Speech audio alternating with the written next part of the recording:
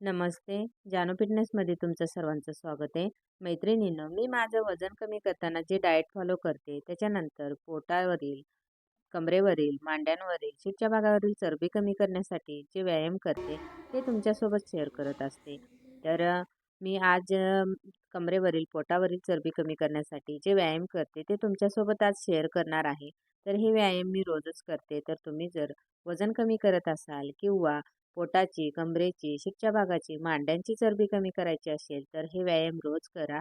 त्याच्यानंतर मी जे diet follow करते, त्या पद्धतीने हेल्दी डाएट फॉलो करून बघा. तुमचं वजन नक्कीच कमी होईल. 1 ते 2 महिन्यामध्ये तुम्हाला छान रिझल्ट मिळणार आहे. तुमचा जो फॅट आहे, तो छान कमी होणार आहे. त्याच्यानंतर वजन पण कमी होईल. त्याच्यासाठी तुम्ही ह्या एक्सरसाइज नक्की करा. तुम्ही जर चॅनलवर नवीन असाल, तर चॅनलला सबस्क्राईब करा. तुमचं वजन कमी करा. हा व्हिडिओ तुमच्या मैत्रिणींपर्यंत किंवा नातेवाईकांपर्यंत नक्की शेअर करा. तर हा व्हिडिओ बघूच नका. तर ह्या एक्सरसाइज रोज करा आणि त्याने 100% रिझल्ट हा मिळतो. वजन आपलं कमी होतं.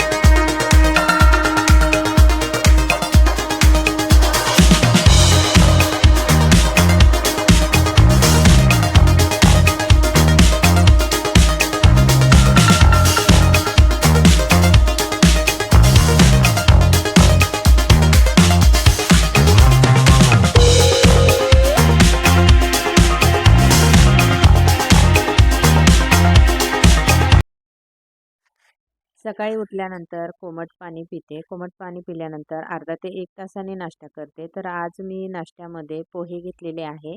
तर सकाळी 8 ते 9च्या दरम्यान मी नाश्ता करते. तर आज सर्वांसाठी पोहे बनवले होते. त्याच्यामुळे पोहे कमी तेलातले आणि कमी मिठातले बनवलेले होते सर्वांसाठी. तर तेच पोहे आज मी नाश्त्यामध्ये घेतलेले आहे. तर नाश्त्यामध्ये पोहे, उपमा, उपीट, इडली, डोसा हे सर्व जे नाश्त्याचे पदार्थ आहेत ते मी वजन कमी करताना नाश्त्यामध्ये घेते. तर तुम्ही पण वजन कमी करत असाल तर हे जे हेल्दी नाश्ते आहेत ते नक्की ॲड करा. फक्त त्याच्यातलं तेल आणि मिठाचं प्रमाण कमी करायचं आहे.